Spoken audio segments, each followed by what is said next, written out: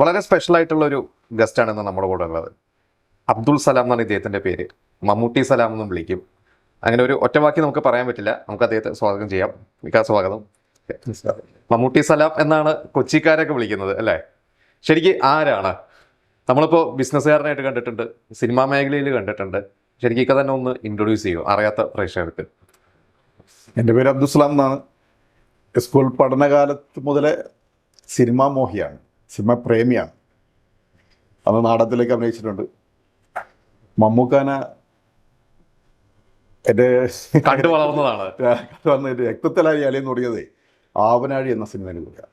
ആവനാഴി അന്ന് സ്കൂളിൽ പഠിക്കുന്നു. അന്ന് സ്കൂളിൽ പഠിക്കുന്നു. ആവനാഴി എന്ന സിനിമയിൽ കൂടി മമ്മൂക്കാനെ ശരിക്കും അങ്ങോട്ട് നമ്മളെ ഇതിലേക്ക് ആവാഹിച്ചു പോകുന്നു. ശരി, പിന്നെ മമ്മൂക്ക പിന്നെ മനസ്സിന്ന് പോകുന്നില്ല. അതായത് പാവനാഴി മുതൽ മമ്മൂക്കയുടെ സിനിമകളൊക്കെ വിടാതെ കണ്ടു തുടങ്ങി. കണ്ടിന്യൂസ് ആയിട്ട് എല്ലാ സിനിമകളും അത്യാവശ്യം. പിന്നെ മഹായാനം, നാൽക്കവല, പിന്നെ നമുക്ക് വ്യത്യസ്ത കഥാപാത്രങ്ങൾ ചെയ്ത് ഇങ്ങനെ എൻ്റെ മനസ്സിൽ മാത്രമല്ല എല്ലാ ജനങ്ങളുടെ മനസ്സിൽ കയറിപ്പറ്റിയ ഒരു മുഖമാണ് മമ്മൂക്ക. ഇപ്പം ഏത് സിനിമ എടുത്തു നോക്കിയാലും, ഇപ്പം അവസാനം വന്ന ബ്രഹ്മയുഗം എടുത്തു നോക്കിയാലും വ്യത്യസ്തമായ കഥാപാത്രങ്ങളെ ചെയ്തുകൊണ്ടിരിക്കുന്നത്. അത്രയൊരു നല്ലൊരു വ്യക്തിത്വത്തിന് ഉടമ. പിന്നെ കുടുംബപരമായിട്ടും നോക്കുകയാണെങ്കിൽ മമ്മൂക്കാൻ്റെ എല്ലാ ഫിലിമും എനിക്കറിയാം. മമ്മൂക്കാൻ ഇബ്രാഹിംകുട്ടി സാറ് എൻ്റെ അടുത്തൊരു സുഹൃത്തും കൂടിയാണ്. ദുൽഖർ എൻ്റെ അടുത്ത ഒരാളാണ്. വളരെ നല്ല ബന്ധമുണ്ട് ദുൽഖറായിട്ട്. എല്ലാവരും നല്ല ആ മമ്മൂക്കാൻ്റെ ടീം വർക്ക് ഉണ്ടല്ലോ, ടീം വർക്കായിട്ട് നല്ല ബന്ധമാണ്. ആ ബന്ധം ഇപ്പോഴും തുടർന്നു പോകുന്നു എന്നതാണ് സത്യം. അപ്പൊ ഈ മമ്മൂക്കയോടുള്ള ആരാധന ചെറുപ്പത്തിലുണ്ടായിരുന്നു. പിന്നീട് ഈ മമ്മൂട്ടി സലാം എന്നുള്ള ഒരു പേര് വന്നതും പിന്നീട് മമ്മൂക്കയായിട്ടുള്ള ഒരു അടുപ്പം തുടങ്ങുന്നതൊക്കെ എങ്ങനെയാ? ആ ഒരു യാത്ര എങ്ങനെയാണ്? മമ്മൂട്ടി സലാം എന്ന പേര് വന്നത് നാട്ടിൽ നിന്നാണ്. പാനൂർ എന്ന സ്ഥലത്തു നിന്നാണ് പേര് വന്നത്. അത് ഞാൻ മമ്മൂക്ക കൂളിംഗ് ഗ്ലാസ് പ്രിന്റഡ് ഷർട്ടിൻ്റെ ആളാണല്ലോ പൊതുവെ. അപ്പോൾ അന്ന് ഞാൻ കൂളിംഗ് ഗ്ലാസ് ഇട്ട് നടക്കാറുണ്ട് നാട്ടിൽ നിന്ന്. അപ്പോൾ അന്ന് പോലെ എന്തുകൊണ്ടാണ് എനിക്ക് മമ്മൂക്കാൻ്റെ ഫിഗറോ ഇലയിലോ ഒന്നും അങ്ങനെ ഉണ്ടെന്ന് എനിക്ക് തോന്നുന്നില്ല. ജനങ്ങൾക്ക് നമ്മൾ കാണുമ്പോൾ ഇങ്ങനെ തോന്നുന്ന അതും അറിയില്ല. പക്ഷേ മമ്മൂട്ടി സലാം എന്ന് വിളി തുടങ്ങി, നാട്ടിൽ നിന്ന് വിളി തുടങ്ങി. അത് കൊച്ചിയിൽ വരെ വന്നെത്തി എന്നാണ്. കൊച്ചിയിൽ എവിടെ പോയാലും ആ ഒരു പേര് കണക്റ്റിംഗ് ഉണ്ട്. മമ്മൂട്ടി സലാം എന്നുള്ള പേര് കണക്റ്റിംഗ് ഉണ്ട്. അതിപ്പോഴും തുറന്നു പോകുന്നു. ഞാൻ ആൻഡോ ജോസഫോട് പറഞ്ഞിട്ടുണ്ടായിരുന്നു, എന്നെ അറിയപ്പെടുന്ന നാട്ടിലും കൊച്ചിയിലൊക്കെ അറിയപ്പെടുന്നത് മമ്മൂട്ടി സലാം എന്നാണ്. അപ്പൊ ബിസിനസ് എന്നാണ് തുടങ്ങുന്നത് അല്ലേ? ബിസിനസ്. ഞാനിവിടെ കൊച്ചിയിലൊരു ബാഗ് കമ്പനിയാണ് വന്നത്. അവിടുന്ന് നമ്മൾ വർക്ക് ചെയ്ത് തുടങ്ങി. പിന്നെ ബാഗ് കമ്പനിയിൽ വർക്ക് ചെയ്തുകൊണ്ടിരിക്കുമ്പോഴാണ് ക്രോണിക് ബാച്ചിന് ഷൂട്ട് അയ്യപ്പൻകോവിൽ നടക്കുന്നത്, സെമിത്തേരി അവിടെ നടക്കുന്നത്. ഇപ്പം മൂക്കാടുണ്ടെന്ന് അറിഞ്ഞപ്പോൾ നമ്മളവിടെ പോയി കാണാൻ ശ്രമിച്ചു. അതിന് മുമ്പ് പരിചയപ്പെട്ടിട്ടുണ്ടോ? കണ്ടിട്ടുണ്ടോ? ആദ്യമായിട്ടാണ് മമ്മൂക്കാനെ കാണുന്നതും ആദ്യമായിട്ടാണ് കാണുന്നത്. അപ്പൊ ഈ ആവനാഴി 86 ഇറങ്ങി ക്രോണിക് ബാച്ചിലർ 2002-2003 വരെ കണ്ടിട്ടില്ല. മമ്മൂക്കനെ കണ്ടിട്ടില്ല. ക്രോണിക് ബാച്ചിലർ എന്ന സിനിമ ലൊക്കേഷനിൽ ഞാൻ പോയിട്ടുണ്ട്. സിദ്ദിഖ് സാറായിരുന്നു എൻ്റെ ഡയറക്ടർ. സിദ്ദിഖ് സാറ് നമ്മളെടുത്ത സുഹൃത്തും കൂടിയാണ്. അപ്പോൾ അത് അവിടെ പോയപ്പോൾ മമ്മൂക്ക വലിയ സെക്യൂരിറ്റി ഒന്നും ഇല്ലായിരുന്നു. അന്ന് ജോർജ് മാത്രമേ ഉള്ളൂ. ആ ഷൂട്ട് ഒരു റെസ്റ്റിൻ്റെ സമയമായിരുന്നു. നമുക്കൊരു കള്ളിമുണ്ട്, നീല കള്ളിമുണ്ട്, ഒരു വെള്ള ഷർട്ടൊക്കെ ഇട്ടിട്ട് ആപ്പിൾ പോലെ രജനികാന്ത് പറയുമ്പോൾ ആപ്പിൾ ഇരിക്കുകയായിരുന്നു. അപ്പോൾ ഞാൻ അടുത്ത് പോയിട്ട് സാറേ ഒരു ഫോട്ടോ എടുക്കണം, ഡ്രസ്സെല്ലാം ചേഞ്ച് ചെയ്തിട്ട് അതിൻ്റെ വരയ്ക്കാൻ പറഞ്ഞു. ക്യാമറ ഉണ്ടെന്ന് ചോദിച്ചാൽ ക്യാമറ ഉണ്ടെന്നും പറഞ്ഞു. അങ്ങനെ അതെല്ലാം കഴിഞ്ഞ് പിന്നെ ഡ്രസ് ചെയ്യാൻ കുറേ ടൈം എടുത്തു. പിന്നെ ഞാൻ പോയി അവിടെ നിന്ന്, കാരണം നിൽക്കാനുള്ള സമയം ഉണ്ടായിരുന്നില്ല. പക്ഷെ നമുക്ക് ആ സമയത്ത് എന്നെ പരിചയപ്പെട്ടെന്ന് എന്താ ഇവിടെ നിന്ന് വെച്ചിട്ടാണ്. എന്തായാലും ഞാൻ പറഞ്ഞ നമ്മുടെ സുഹൃത്തിൽ വർക്ക് ചെയ്യുന്നുണ്ട്. അത് ചുമ്മാ പറഞ്ഞാണ്. പക്ഷെ എനിക്ക് മമ്മൂക്കനെ കാണാൻ വേണ്ടി മാത്രം പോയതാണ് അവിടെ മറ്റേ രംഭ ഭാവനയ്ക്ക് അവിടെ ഉണ്ടായിരുന്നു, ആ സമയത്ത് ഉണ്ടായിരുന്നു. മമ്മൂക്കൻ്റെ ഒരു പ്ലസ് പോയിന്റ് ഞാൻ അവിടെ കാണും. മമ്മൂക്കനെ കൂടുതൽ ഇഷ്ടപ്പെടാനുള്ള കാരണം, മമ്മൂക്ക ഡയറി ഉണ്ടായിരുന്നു. അന്ന് ഫോണില്ലല്ലോ, മൊബൈൽ ഫോണൊന്നും ഇല്ലല്ലോ, ഡയറി ഉണ്ടായിരുന്നു. ആ ഡയറിയിലാണ് നമുക്ക് ഒരുപാട് ആൾക്കാരുടെ ഈ നമ്പറുകൾ സൂക്ഷിക്കുന്നത്, ഒരുപാട് ആൾക്കാരാണ്. അപ്പോൾ അതിങ്ങനെ മറിച്ച് നോക്കുമ്പോൾ ഞാൻ തൊട്ടടുത്തുണ്ടല്ലോ, ഇങ്ങനെ മറിച്ച് നോക്കുമ്പോൾ ദുൽഖറിൻ്റെ ഫോട്ടോ, ചെറിയൊരു ഫോട്ടോ അതിങ്ങനെ എടുത്തിങ്ങനെ.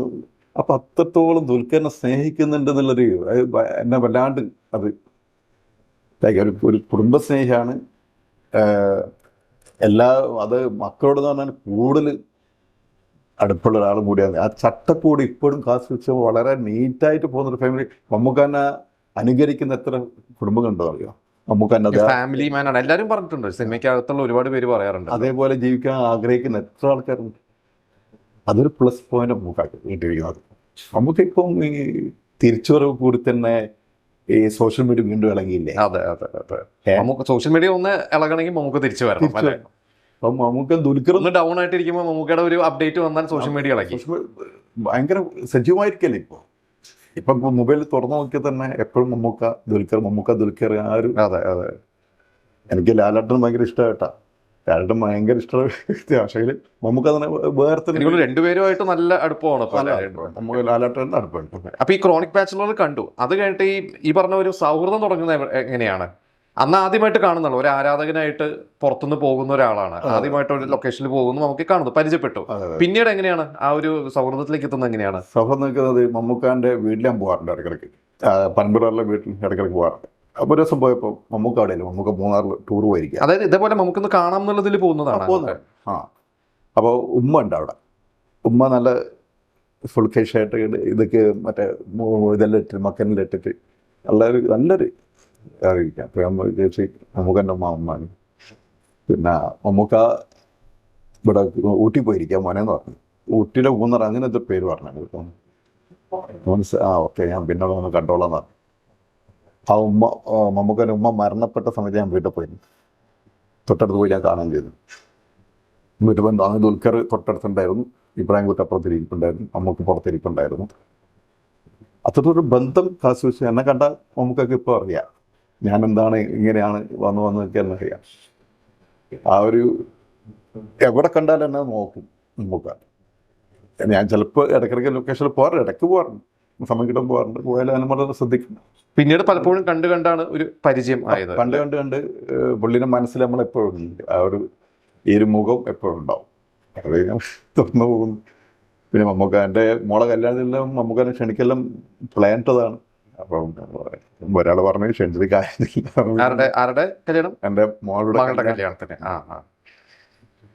ക്ഷണിക്കാനുണ്ടായിരുന്നു. പിന്നെ വീട് പണിയുന്ന സമയത്തും മമ്മൂക്കനെ അറിയിച്ചിട്ടുണ്ടായിരുന്നു. ലെറ്ററിൽ കൂടി ഞാൻ ലെറ്ററൊക്കെ പരമ്പരയിലൊക്കെ കൊണ്ട് കൊടുത്തിട്ടുണ്ടായിരുന്നു കാണാൻ വേണ്ടിയിട്ട്. ലാലേട്ടനായിട്ടുള്ള പരിചയം എങ്ങനെയാണ് തുടങ്ങുന്നത്? ലാലേട്ടനായിട്ടുള്ള പരിചയം ഞാൻ ഈ ഗോകുലം പാർക്ക് വെച്ചൊരു സിനിമയിൽ ഷൂട്ടിംഗ് ഉണ്ടായിരുന്നു. ആ സിനിമ ലൈലാവൂലേ അങ്ങനത്തെ ജോഷ് സാറിന്റെ സാർ ആ ലൊക്കേഷൻ വെച്ചിട്ട് ലാൽ സാറിന് അടുത്ത് വരുന്നത്, തൊട്ടടുത്ത് വരുന്ന ആ ലാലേട്ടൻ സെക്യൂരിറ്റി ഒക്കെ ഉണ്ട്. പക്ഷേ എന്നാലും നമ്മളവിടെ പോയി അടുത്ത് ആരും നമ്മൾ തടഞ്ഞിട്ടൊന്നുമില്ല എന്ന് ഫോട്ടോസിൻ്റെ അടുത്ത് ഒരാൾക്കോടെ ഫോട്ടോസ് എടുപ്പിച്ചത്. പക്ഷെ ആ ഫോട്ടോ കലങ്ങിപ്പോയി, അവനക്ക് എടുക്കാൻ അറിയില്ലാത്തതുകൊണ്ട് ഫോട്ടോ ക്ലിയർ കിട്ടിയില്ല. അങ്ങനെ അവിടെ നിന്നുള്ളൊരു ബന്ധം. ലാലേട്ടൻ്റെ ഞാൻ സ്ക്രിപ്റ്റെല്ലാം പറയാൻ പോയിട്ടുണ്ട് കേട്ടോ. ആൻ്റണി പെരുമ്പാറ്റത്തെ സ്ക്രിപ്റ്റെല്ലാം പറയാൻ പോയിട്ടുണ്ട്. മമ്മൂക്കാൻ്റെ സ്ക്രിപ്റ്റ് പറയാൻ പോയിട്ടുണ്ട്. മമ്മൂക്ക ജോർജേട്ടനാണ് കേട്ടിരിക്കുന്നത്, കഥ കേട്ടിരിക്കുന്നത്. ചേട്ടന് ഭയങ്കര കഥയിൽ ഇഷ്ടപ്പെട്ടിരുന്നു. പക്ഷേ പറഞ്ഞ ഇത് ബി ഉണ്ണികൃഷ്ണൻ പറഞ്ഞ ഒരു കഥയാന്ന് പറഞ്ഞു. ചെറിയൊരു മാറ്റമുണ്ട്, ചെറിയൊരു മാറ്റമുണ്ട്. ബി ഉണ്ണികൃഷ്ണൻ ഈ കഥ പറഞ്ഞിട്ടുണ്ടായെന്ന് പറഞ്ഞു. അപ്പം അങ്ങനെ നിൽക്കുന്നു കാര്യങ്ങളൊക്കെ. ഇതിനിടയ്ക്ക് പിന്നെ ഈ സിനിമയോടുള്ള ഒരു അഭിനയമൊക്കെ ഉണ്ടായിരുന്നല്ലോ. അപ്പൊ അഭിനയം എങ്ങനെയാണ് പിന്നെ സിനിമയിൽ വന്നു കഴിഞ്ഞപ്പോൾ? കുറച്ച് സിനിമകളൊക്കെ അഭിനയിച്ചിട്ടുണ്ടെന്ന് തോന്നുന്നു അല്ലേ? അതിനെ കുറിച്ച് വണ്ണ് എന്ന സിനിമയിൽ നമുക്ക് തൊട്ടടുത്തായിട്ടുണ്ട് MLA ആയിട്ട്. അതെങ്ങനെയാണ് ആ അവസരം കിട്ടിയത്? എങ്ങനെയാണ് അതിൻ്റെ അവസരം കിട്ടിയിരിക്കുന്നത്? അന്ന് നമ്മൾ പ്രൊഡക്ഷൻ കൺട്രോൾ ആ ഒരു വഴി, പിന്നെ അതിൻ്റെ ഡയറക്റ്റ് അടുത്തൊരു അറിയാവുന്ന ഒരാളാണ് സന്തോഷ് വിഷം. അദ്ദേഹത്തെ അത് ഒരാളെ വഴി ഞാൻ കണക്ട് ചെയ്ത്, ബാധയ്ക്ക് പോയി കണക്ട് ചെയ്ത്, അങ്ങനെയൊക്കെയാണ് ആ ഒരു സാധനം കിട്ടിയിരിക്കുന്നത്. തൊട്ടടുത്ത് തന്നെ ഡയലോഗ് പ്രസൻറ്റേഷൻ ഉണ്ടാവും എന്ന് വിചാരിച്ചു, പക്ഷേ അത് നടന്നിട്ടില്ല. ഫ്രെയിമിൽ മമ്മൂക്കാൻ്റെ കൂടെ തന്നെ ജോർജിൻ്റെ തൊട്ടിപ്പുറത്ത് അതിൻ്റെ ഞാൻ ഇരിക്കുന്നതാണ്. പിന്നെ ക്രോണിക് ബാച്ചിലർ അതിലാണ് അഭിനയിച്ചു. അല്ല, ക്രോണിക് ബാച്ചിലല്ല, അമർ അക്ബർ അന്തോണി. അത് നാദർഷഖാൻ പടം. അതിൽ നാദർഷഖാന്മാർക്ക് നല്ല ബന്ധമുള്ളതുകൊണ്ട് അദ്ദേഹം പറഞ്ഞു നീ ലെഫ്റ്റ് പോയി കയറിയിരിക്കും, ജയസുരൻ തല്ലൊരു സീനാണെന്ന് പറഞ്ഞിട്ട് ലിഫ്റ്റിന്റെ ഉണ്ടല്ലോ പെട്ടെന്നുള്ള ആ തള്ളിയിടലും പോയിട്ട് പോസ്റ്റ് നോക്കുന്നതൊക്കെ എല്ലാവരും സീനൊക്കെ ആയിരുന്നു. തള്ളിയതുപോലെയാണ് എന്നോട് തല്ലാനാ പറഞ്ഞത്. പക്ഷെ അങ്ങനെ ആയി മാറിയത്. പക്ഷെ അത് നല്ല രസമായിരുന്നു. ഡയലോഗ് ഒന്നും ഇല്ലെങ്കിലും പക്ഷെ നല്ലൊരു ഇതായിരുന്നു അത്. അതെല്ലാവരും കണ്ടിട്ട് നല്ല അഭിപ്രായം പറഞ്ഞിട്ടുണ്ടായിരുന്നു. പിന്നെ ഞാനിപ്പോൾ ഒരു സിനിമ ചെയ്യണമെന്നുള്ള ആഗ്രഹത്തിലായിരുന്നു, ഒരു പോലീസ് സ്റ്റോറി. അതെങ്ങനെ അഭിനയമാണോ ഡയറക്ഷൻ ഏത് മേഖലയിലാണ്? അതായത് സ്ക്രിപ്റ്റും നടന്നൊരു കഥയാണ്, നമ്മളെ തലശ്ശേരി ഭാഗത്ത് നടന്നൊരു കഥയാണ്. അതിനെ അടിസ്ഥാനമാക്കിയിട്ട് ഒരു സിനിമ, ഒരു സൈക്കോ ത്രില്ലറാണ്. ആ ഒരു മൂവി ചെയ്യാൻ വേണ്ടി ഇങ്ങനെ നടന്നുകൊണ്ടിരിക്കുകയാണ്. നല്ലൊരു പ്രൊഡ്യൂസർ ഓക്കെ ആയി കഴിഞ്ഞാൽ ഉടനെ നമ്മൾ അത് സ്റ്റാർട്ട് ചെയ്യും. അപ്പൊ എങ്ങനെ എഴുത്തൊക്കെ സ്വന്തമായിട്ട് ഏകദേശം 1 ലൈനൊക്കെ ഇതൊക്കെ നമ്മൾ റെഡിയാക്കി വെച്ചിട്ടുണ്ട്. അതിൻ്റെ കാസ്റ്റിങ്ങും നമ്മൾ റെഡിയാക്കി വെച്ചിട്ടുണ്ട്. അത് ചെയ്യേണ്ട ഒരു ഇതിലാണ് ഉള്ളത്. അത് കാരണം പടം വിജയിക്കുന്നുള്ള കാര്യത്തിൽ 100% ഉറപ്പാണ്. കാരണം ഇപ്പോൾ മലയാള പ്രേക്ഷകർക്ക് ഞാൻ കണ്ടെടുത്തോളം ഇപ്പോൾ കഥയോ അല്ലെങ്കിൽ തമാശകളോ എന്നല്ല ഇപ്പം വേണ്ടത്. ഇപ്പം ത്രില്ലർ സിനിമകളാണ് കൂടുതൽ അടുപ്പം. എന്താണെന്ന് അറിയില്ല. ത്രില്ലർ സിനിമകൾ ഇപ്പം വന്നിരിക്കുന്ന മാർക്കായാലും തുടരും ആയാലും ഏത് സിനിമയായാലും ആ പടത്തിലേക്ക് വിജയം ത്രില്ലർ മൂവീൻ്റെ ഇതാണ് കാണുന്നത്. മ്യൂസിക് റൗണ്ടും ഇതും പിന്നെ കാസ്റ്റിംഗ് ഇമ്പോർട്ടൻ്റ് ആണ് സിനിമയ്ക്ക്. നല്ലൊരു കാസ്റ്റിംഗും നല്ലൊരു ത്രെഡും ഒരു ടീം വർക്ക് ഉണ്ടെങ്കിൽ സിനിമ ഓക്കെയാണ്. അപ്പൊ അതിന്റെ അതിൻ്റെ ഒരു ഇതിലാണ് ഇപ്പോൾ നടന്നുകൊണ്ടിരിക്കുന്നത്. അതിപ്പോൾ മനോജ് റഹ്മാൻ ആ ടീമിനെ വെച്ചാണ് പ്ലാൻ ചെയ്തുകൊണ്ടിരിക്കുന്നത്. മമ്മൂക്കയോട് പറഞ്ഞിട്ടുണ്ടോ ഈ കഥ? മമ്മൂക്കയോട് പറഞ്ഞിട്ടുണ്ടോ? മമ്മൂക്ക മനസ്സിൽ കണ്ടുകൊണ്ട് ഒരു കഥ അങ്ങനെ ഒരു പ്ലാനിങ്ങിലുണ്ടോ? പ്ലാൻ ചെയ്തിട്ടുണ്ടോ എപ്പോഴെങ്കിലും?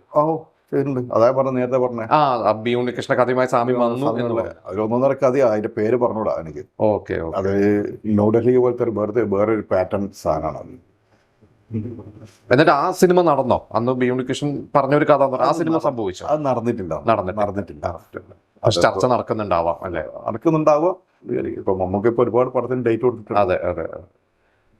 ഇപ്പൊ അവസാനമായിട്ട് മമ്മൂക്കയെ കണ്ടത് എപ്പോഴാണ് നേരിട്ട് കണ്ടത്? അവസാനമായി കണ്ടത് ഇപ്പൊ കുറച്ചു കാലം മമ്മൂക്ക ഉണ്ടായിരുന്നില്ലല്ലോ, മദ്രാസിലേക്ക് ആയിരുന്നല്ലോ. കളങ്കാവൽ അതിന്റെ ഷൂട്ട് നടക്കുന്ന സമയത്ത്. അല്ലല്ല, ഷൂട്ടല്ല, കളങ്കാവലിന്റെ അതിന്റെ ഫോട്ടോ ഫ്രെയിം ഇറങ്ങുന്നുണ്ടല്ലോ, ഫസ്റ്റ് എൻട്രി. അതിൽ മമ്മൂക്കൻ്റെ കൂടെയാണ്. പള്ളിയിൽ നിന്ന് ഇറങ്ങുമ്പോൾ ഒരു ഫോട്ടോ. അതിൽ അഭിനയിച്ചിട്ടുണ്ടോ? അഭിനയിച്ചിട്ടില്ല. പള്ളിയിൽ നിന്ന് ഇറങ്ങുമ്പോൾ അവര് മമ്മൂക്കൻ ടീം വർക്ക് എടുത്തിരിക്കുന്ന ഫോട്ടോ. അതിൽ ഞാൻ അതിന്റെ ബിഹൈൻഡ് ഷൂട്ടിന്റെ സമയത്ത് എടുത്തിരിക്കുന്നത് അതാണ് ഫസ്റ്റ് എൻട്രി ഫോട്ടോ മമ്മൂക്കൻ്റെ. ആ പടത്തിന്റെ സ്റ്റാർട്ടിങ്ങിലുള്ള ഫോട്ടോ അതാണ് ഫസ്റ്റ് എൻട്രി. അത് ചത്തക്കാട് പള്ളിയിൽ നിന്ന് ഇറങ്ങി വരുന്നു. മമ്മൂക്കൻ്റെ കൂടെ ഞാനും ഉണ്ട്. പള്ളിയിൽ നിന്ന് ഇറങ്ങുമ്പോൾ ഞാൻ തന്നെ കൂടെ ഉണ്ടാവും. അപ്പോൾ അത് അങ്ങനത്തെ ഒരുപാട് ഫോട്ടോസുകളുണ്ട്. പള്ളിയിൽ നിന്ന് ഇറങ്ങി വരുന്നുണ്ട്. അപ്പോൾ ആ ഫോട്ടോ ആയിരുന്നു ഫസ്റ്റ് എൻട്രി. കളങ്കാവിൽ എൻ്റെ അടുത്തൊരു സുഹൃത്താണ് അതിന് ഡയറക്റ്റ് ചെയ്തിരിക്കുന്നത്. ഞാൻ ലൊക്കേഷൻ പോയിട്ടുണ്ടായിരുന്നു, കാക്കനാട്. ഒരു 1.5 സിനിമയായിരിക്കും കേട്ടോ. ആ കണ്ടിരുന്നോ? മമ്മൂക്കയുടെ പെർഫോമൻസ് ഒക്കെ എന്തെങ്കിലും കാണാൻ പറ്റിയില്ല. കാരണം അന്നേരം ബ്രേക്ക് ആയിരുന്നു. ജസ്റ്റ് പോയി ഒന്ന് മാത്രമേ ഉള്ളൂ. പക്ഷെ കണ്ടിടത്തോളം അറിഞ്ഞ് കേട്ടിടത്തോളം എനിക്ക് തോന്നുന്നത് മമ്മൂക്ക നൈറ്റ് വല്ല അടിപൊളി ചെയ്യും. അത് വിധേയം നമ്മൾ കണ്ടതാണ്. അതെ. അതൊരു വേറൊരു കഴിവാണ്. നമുക്ക് ഭയങ്കര താല്പര്യമാണ് അങ്ങനെ ചെയ്യാനായിട്ട്. ഈ ഒരു ഇമേജിന്റെ ഒരു പ്രശ്നം ഉള്ളതുകൊണ്ടാണ് അധികം ചെയ്യാത്തതെന്ന് പറഞ്ഞു കേട്ടിട്ടുണ്ട്. നല്ല താല്പര്യം. അത് നല്ല സെറ്റാക്കി ചെയ്യുകയും ചെയ്യും. നമുക്ക് പലരി മണിക്കുണ്ട്, പഴയ കാല സിനിമ എടുത്ത് നോക്കിയാൽ മതി. മഹായാനം. അതെ. എന്ത് സ്റ്റൈലാണ് ശരിക്കും. അന്ന് അത് ചെയ്തിട്ടുണ്ടെങ്കിൽ മമ്മൂക്ക ഇന്ന് അത്ര സംഭവങ്ങളൊന്നുമല്ല. അന്ന് ചെയ്തിട്ടുണ്ടെങ്കിൽ 20 വർഷം മുമ്പുള്ള കഥയാണ് പറഞ്ഞത്. അന്ന് ചെയ്തിട്ടുണ്ടെങ്കിൽ ഇന്നും നമുക്ക് അത്തരം കഥാപാത്രങ്ങളൊന്നുമല്ല. അത്ര നല്ല ഒരു ഇമേജിങ് കാത്തുസൂക്ഷിപ്പും നല്ല കഥാപാത്രങ്ങൾ തേടി എത്തുന്നുണ്ട്. അതൊരു വലിയൊരു ഭാഗ്യം തന്നെയാണ്. ഇങ്ങനെ മമ്മൂക്കയുടെ യാത്രകളൊക്കെ പോയിട്ടുണ്ടോ? അങ്ങനെയുള്ള ഒരു ഭാഗ്യം എന്തെങ്കിലും ഉണ്ടായിരുന്നോ? നമുക്ക് യാത്ര ഒന്നും പോയിട്ടില്ല. പിന്നെ ഒരുപാട് സ്ഥലങ്ങളിൽ ഒരുമിച്ച് സഞ്ചരിച്ചിട്ടുണ്ട്. ഒരുപാട് സ്ഥലത്ത് മമ്മൂക്ക ഇത് നടന്നിട്ടുണ്ട്. ദുൽഖറിനായിട്ട് എങ്ങനെ? ദുൽഖർ എന്ന് പറയുന്ന ദുൽഖറിനെ ചെറുപ്പത്തിൽ കണ്ടിട്ടുണ്ടോ? അഭിനയിച്ചിട്ടുണ്ട്. ഏത് സിനിമയായിരുന്നു? സിനിമ ബി ഉണ്ണികൃഷ്ണൻ അല്ല, ഉണ്ണിമുകുന്ദനും ദുൽഖർ അഭിനയിച്ച വിക്രമാദിത്യൻ, ലാൽ അതിന് ചെറിയൊരു സംഭവം ചെയ്തിട്ടുണ്ട്. ദുൽഖറിനോട് അവിടെ നിന്നാണ് ഞാൻ ഫോട്ടോ എടുക്കുന്നത്. ദുൽഖറായിട്ട് ആ ഫോട്ടോ എൻ്റെ ഫേസ്ബുക്കിലൊക്കെ ഉള്ളതാണ്. അപ്പോൾ അത് പക്ഷെ മമ്മൂക്കാൻ്റെ ദുൽഖർ ഒരു വ്യത്യാസമുണ്ട്. ദുൽഖർ ആള് ഒരു സാധു, നല്ലൊരു മനുഷ്യൻ. അതായത് നല്ല മനുഷ്യൻ എന്ന് പറഞ്ഞാൽ അധികം സംസാരിക്കില്ല. ആരടുത്തും ഒരു ദേഷ്യപ്പെടലോ അങ്ങനത്തെ ഒന്നുമില്ല. നമുക്കത് ചെറിയ ദേഷ്യപ്പെടും കേട്ടാ. അദ്ദേഹം പറഞ്ഞിട്ടുണ്ട് നമുക്ക് എന്തെങ്കിലും അനാവശ്യം എന്തെങ്കിലും ഇത് കണ്ടിട്ടുണ്ടെങ്കിൽ നമുക്ക് ആ സ്പോട്ടിൽ പ്രതികരിക്കും, ഓൺ ദ സ്പോട്ടിൽ നമുക്ക് പ്രതികരിക്കും. അത് നമുക്ക് എൻ്റെ ഇതാണ്. അതാരോടും എന്തെങ്കിലും മോശമായ എന്തെങ്കിലും കാര്യം കണ്ടിട്ടുണ്ടെങ്കിൽ ഓൺ ദ സ്പോട്ടിൽ പ്രതികരിച്ചു. പക്ഷെ ദുൽഖർ അങ്ങനെയല്ല. ദുൽഖർ ഒരു എന്താ പറയുക, എന്തോ ഒരു എന്തെല്ലോ പ്രത്യേകതയുള്ളൊരു ഒരാളാണ്. ദുൽഖറിന്റെ ഈ ഒരു യാത്ര എങ്ങനെ, സിനിമ യാത്ര കണ്ടിട്ട് ഇപ്പൊ ആദ്യ സിനിമ മുതൽ കാണുന്നതാണ്, ഒരുപാട് ഇത് ചെയ്യുന്നുണ്ട് പുള്ളി. അത് ഇപ്പൊ തമിഴിലും തെലുങ്കിലും ഒക്കെ അഭിനയത്തിന് വേണ്ടി നമുക്കതിനിപ്പോൾ തന്നെ ഒരുപാട് ഹാർഡ് വർക്ക് ചെയ്യുന്നു. ആ ഹാർഡ് വർക്ക് കാന്ത എന്ന സിനിമയിൽ കൂടി നമുക്ക് മനസ്സിലാക്കാൻ സാധിക്കുന്നുണ്ട്. ഇപ്പോൾ രണ്ടാമത്തെ സിനിമയാണെന്ന് തോന്നുന്നു ഇപ്പം വൻ ഹിറ്റായി മാറുന്നത്. ആദ്യം വേറൊരു സിനിമ ഹിറ്റായി മാറി, ഇപ്പോൾ രണ്ടാമത്തെ സിനിമ. അതെന്ന് പറഞ്ഞാൽ പുറം സംസ്ഥാനങ്ങളിലാണ് ദുൽഖറിനിപ്പോൾ, ഇപ്പോൾ ഹിന്ദി ആയിക്കോട്ടെ, തെലുങ്ക് ആയിക്കോട്ടെ, തമിഴായിക്കോട്ടെ, അവിടെയുള്ള ആൾക്കാർ ശരിക്കും ഒരു ദുൽഖർ നല്ല അതൊരു നല്ലൊരു ഒരു മുഖത്തിനുടമയാണ്. ഒരു എന്തും ഒരു കണ്ടല്ലോ, ചോക്ലേറ്റ് കഥാപാത്രത്തിനെ പറ്റിയൊരു സംഭവമാണ്. അതൊക്കെ നന്നായി ചെയ്യുന്നുണ്ട് കേട്ടോ. എൻ്റെ ഹാർഡ് വർക്ക് ഇപ്പം പഴയതുപോലെ അല്ല. ദുൽഖർ അന്ന് അഭിനയിക്കുന്ന കലിയിലേക്ക് അഭിനയിക്കുന്ന പോലെ അല്ല ഇപ്പോൾ, മാറി വേറെ തരത്തിലോട്ട്. പക്ഷേ ഇപ്പോൾ എന്ന് പറഞ്ഞാൽ കറക്റ്റായി വരുന്നുണ്ട് കാര്യങ്ങൾ. അത് ഹാർഡ് വർക്കിൻ്റെ ഒരു ഫലം കിട്ടുന്നുണ്ട് ദുൽഖറിന്. അപ്പൊ എന്തായാലും ഇനിയിപ്പോ പ്രേക്ഷകരോട് എന്താ പറയാനുള്ള, ഇപ്പൊ സിനിമയിലേക്ക് സജീവമായിട്ട് കിടക്കാൻ പോവാണ് അല്ലേ? എനിക്ക് എൻ്റെ ആഗ്രഹം സിനിമയിൽ അഭിനയിക്കണമെന്നല്ല, എനിക്ക് നല്ലൊരു സിനിമ ചെയ്യണമെന്നാണ്. അത് ആ പ്രൊഡ്യൂസർക്ക് നഷ്ടം പറ്റാത്ത രീതിയിൽ ഒരു 6 കോടി 7 കോടി രൂപയാണ് നമ്മുടെ സിനിമയ്ക്കെല്ലാം ബഡ്ജറ്റ് ഉണ്ടാകുക. പക്ഷെ അതിന് 14 കോടി 20 കോടിയോ തിരിച്ച് കിട്ടുന്ന രീതിയിൽ വേണം ആ സിനിമ ചെയ്യാനുള്ള ആഗ്രഹത്തിലാകേണ്ടത്. കാരണം ഒരിക്കലും ഒരു സിനിമ എന്ന് പറഞ്ഞാൽ വെറുതെ തട്ടിക്കൂട്ടി സിനിമ ചെയ്തിട്ട് മൂലക്കിരിക്കുന്ന ആ ഒരു പരിപാടിയില്ല. സിനിമ ജനങ്ങൾ കാണണം, പ്രേക്ഷകർ കാണണം, പ്രേക്ഷകർ കണ്ട് അഭിപ്രായം പറയണം. അഭിപ്രായം പറയുമ്പോൾ നമുക്കൊരു സന്തോഷം ഉണ്ടാകും, നമുക്ക് അടുത്ത സിനിമയിലേക്ക് പ്രവേശിക്കുകയും ചെയ്യാം. അങ്ങനെ ഗുണം ഉണ്ടാവണം. അതാണ് ചെയ്യേണ്ടത്. അത്ര ഒരു സിനിമ ചെയ്യാൻ വേണ്ടിയാണ് ഞാൻ കാത്തിരിക്കുന്നതും. പക്ഷെ ചെയ്യുന്നത് പോലീസ് സ്റ്റോറി ആയിരിക്കും ഫസ്റ്റ് ചെയ്യുന്നത്. അത് റഹ്മാനെ എന്ന് പറഞ്ഞാൽ റഹ്മാനെ മനസ്സിൽ കണ്ടത് കാരണം എന്ന് പറഞ്ഞാൽ ബ്ലാക്കിൽ മമ്മൂക്കാൻ്റെ കൂടെ ശേഷമായിരുന്നു. പിന്നെ രാജമാണിക്യം ഹിറ്റ് സിനിമകളിലൊക്കെ തമിഴിലും ഈ അടുത്ത കുറച്ച് നല്ല സിനിമകളൊക്കെ അതെ. അപ്പോൾ നമ്മൾ മലയാളത്തിലും തമിഴിലേക്കും വേണ്ടിയിട്ടും ഉള്ളൊരു പ്ലാനിങ് ആണ്. അത് ഒരു ടീം നല്ല, അതായത് മാർക്കോയിലുള്ള കുറച്ച് ആർട്ടിസ്റ്റും മറ്റുള്ള ഹിറ്റ് സിനിമകളിൽ കുറച്ച് ആർട്ടിസ്റ്റൊക്കെ ഇതിനകത്ത് വരുന്നുണ്ട്, പണി എന്ന സിനിമയിലേക്കുള്ള.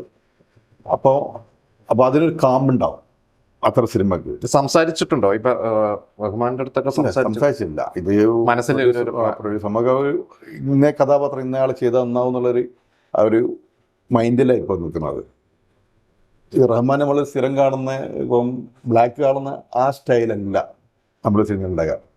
വേറെ തന്നെ ഒരു പക്ക പോലീസ് സേനയുടെ ആളായിരിക്കും. ദേഷ്യം വരുന്നതും ആയിട്ടുള്ള ഒരു പ്രത്യേക തരം. അത് ശരിക്കും പറഞ്ഞാൽ ആവനാഴി എന്നതിൽ പറഞ്ഞില്ലേ, എനിക്ക് ഭയങ്കര ഇഷ്ടപ്പെട്ട ഒരു സിനിമ ആവനാഴി. അതേപോലത്തെ ഒരു കഥാപാത്രത്തെ ആണ് ഉദ്ദേശിക്കുന്നത്. നമുക്കന്ന് അവനായി ചെയ്തെന്ന് പറഞ്ഞാൽ അത് ഇൻസ്പെക്ടർ ബൽറാം തിക്കുറിശ്ശേരിലൊരു ഡയലോഗുണ്ട്. വീട്ടിൽ ശരി അവിടെ ഒരു ഒച്ചപ്പാട് ബഹളം കേട്ടിട്ട് നമുക്ക് വീട്ടിൽ ചെയ്യുന്നത്. അന്നേരം തിക്കുറിശ്ശേരിലൊരു ഡയലോഗുണ്ട്. അത് ഒറ്റ സീൻ മാത്രം അതേ പടം വിജയിക്കുന്നു. അപ്പം അന്ന് ആ പടം ഇഷ്ടമാണെങ്കിൽ ഇന്നൊക്കെ നമുക്ക് ഒന്നുമല്ല. പക്ഷെ ഇപ്പോഴും നമുക്ക് ഹാർഡ് വർക്കും പുതിയ ആൾക്കാർ തേടി നടക്കുകയാണ്. പുതിയ സംവിധായകന്മാർക്ക് ചാൻസ് കൊടുക്കാൻ, പുതിയ എഴുത്തുകാർക്ക് ചാൻസ് കൊടുക്കാൻ, പുതിയ ഫോട്ടോഗ്രാഫർ, അങ്ങനെ പിന്നെ നമുക്ക് ഇഷ്ടപ്പെട്ട ആൾക്കാരെ കൂടെ നടത്തുകയും ചെയ്യും. അങ്ങനെയുണ്ട് നമുക്ക് ഒരു പ്ലസ് അങ്ങനെയുണ്ട്. ഇപ്പോൾ ആൻഡ്രോസ് ആയാലും ശരടി ആയാലും നമുക്കൊക്കെ എന്താണ് ഇഷ്ടം, അത് ആര് നെഗറ്റീവ് പറഞ്ഞാലും എന്ത് പറഞ്ഞാലും അത് നെവർ മൈൻഡ്. അതുകൊണ്ടാണ് നമുക്ക് ആരാണ് ഇഷ്ടം ഉള്ളത്, ആ ഇഷ്ടമുള്ള ആൾക്കാരെ നമുക്ക് കൂട്ടി നടക്കും. അതാരെന്തോ സോഷ്യൽ മീഡിയ എന്തോ ആര് പറഞ്ഞാലും നമുക്കത് മൈൻഡ് ആക്കില്ല. അത് ഓരോരുത്തർ ഇഷ്ടങ്ങളാണ്. ആ ഇഷ്ടത്തെ നമുക്ക് തടയാൻ പറ്റുന്നില്ല. അതവരെ ഒരു ഇതാണ്. ഇപ്പോൾ എനിക്ക് നിങ്ങളോട് ഇഷ്ടമുണ്ട്, നിങ്ങളോടായിട്ട് എനിക്ക് യാത്രകൾ ചെയ്യണം, അത് എൻ്റെ ഇഷ്ടമാണ്. അത് തടയാൻ പറ്റുമോ? തടയാൻ പറ്റത്തില്ല. അങ്ങനെയൊക്കെ എന്തായാലും ഈ പറഞ്ഞ പോലെ സംഭവിക്കട്ടെ. ഈ പറഞ്ഞ പോലെ അവനാഴി പോലെ ഒരു നല്ല പ്രേക്ഷകർ സിനിമ. സ്വീകരിക്കുന്ന നല്ലൊരു സിനിമ ചെയ്യണം. അത് ഇപ്പം മനോഹിക്കനായാലും റഹ്മാനായാലും വ്യത്യസ്ത സ്റ്റൈലായിരിക്കും പോലീസ് ഫാദർ. മമ്മൂക്ക തന്നെ പൂജാ ചടങ്ങ് ഉദ്ഘാടനം ചെയ്യണമെന്നുള്ള ആഗ്രഹത്തിലാണ് നിൽക്കുന്നത്. നമ്മുടെ അനുഗ്രഹം മേടിച്ച് തുടങ്ങി നമുക്ക് തന്നെ അത് എങ്ങനെ വരുത്തും അത്. കാരണം ആ ടീം വർക്കിൽ ഉണ്ടാവും. നമുക്കനെ വിളിച്ച് വരാനുള്ള ആൾക്കാരെ ആ ടീം വർക്കിൽ ഉണ്ടാവും. ഇപ്പം നമ്മൾ നേരിട്ട് വിളിച്ചില്ലെങ്കിലും മറ്റുള്ള ആൾക്കാരെ വിളിച്ചാലും വരും. അപ്പോൾ ഒരു നല്ലൊരു സിനിമ. നിങ്ങളെ ഏകദേശം ഒരു പേരൊക്കെ വരും ആ സിനിമൻ്റെ. നിങ്ങളായിട്ട് ബന്ധപ്പെടുന്ന ഒരു പേരൊക്കെ വരുന്ന ആ സിനിമ. പക്ഷേ നല്ല സിനിമയായിരിക്കണം എന്ന ആഗ്രഹമാണ്. ഇപ്പം തുടരും എന്ന സിനിമയിൽ ജോർജ് സാറായിരുന്നു അതിൻ്റെ കാമ്പ്, ആ സിനിമേൻ്റെ കാമ്പ്. കാരണം അത് തുടരും അങ്ങനെയുള്ള ഒരുപാട് സിനിമ നമ്മൾ കണ്ട് പോയിട്ടുണ്ട്. പക്ഷെ അതൊരു വ്യത്യസ്തമായ മേക്കിങ്ങിൽ കൂടി ആ സിനിമ ചെയ്തു തീർത്തു എന്നതാണ്. അതുകൊണ്ട് വൺ ഹിറ്റായിരുന്ന പടം. ഞാൻ ജോർജ് സാറിനെ പോലത്തെ ഒരാൾ അതിൽ അഭിനയിക്കാൻ വേണ്ടി വന്നു, നന്നായി ചെയ്തു. അങ്ങനെ സംഭവിക്കട്ടെ. അതൊക്കെ പോലെയാണ് നമ്മളെ ആഗ്രഹവും. നല്ല സിനിമ ചെയ്യുക, ജനങ്ങൾ കാണുന്ന നല്ല ത്രെഡ് എന്താണ് ജനങ്ങൾക്ക് ആവശ്യമുള്ള സാധനം കൊടുക്കുക. ജനങ്ങൾ ഇഷ്ടപ്പെടുമ്പോൾ, പ്രേക്ഷകർ ഇഷ്ടപ്പെടുമ്പോഴാണ് നമുക്കൊരു സന്തോഷം. പ്രേക്ഷകർ ഇഷ്ടപ്പെടുകില്ല ഒരാൾക്ക് ഒരു സന്തോഷവും ഇല്ല. അവിടെ കഴിഞ്ഞാടാണ് നമ്മളെ സിനിമാ ജീവിതം അവിടെ കഴിയും. ഇഷ്ടപ്പെട്ടില്ലെങ്കിൽ ഇഷ്ടപ്പെടണം, ഇഷ്ടപ്പെടുന്ന രീതിയിൽ വേണം സിനിമ ചെയ്ത് മുന്നോട്ട് പോകാൻ. അതാണ് ഞാൻ ആഗ്രഹിക്കുന്നത്. അപ്പോൾ all the best. Thank you. കിടക്കട്ടെ.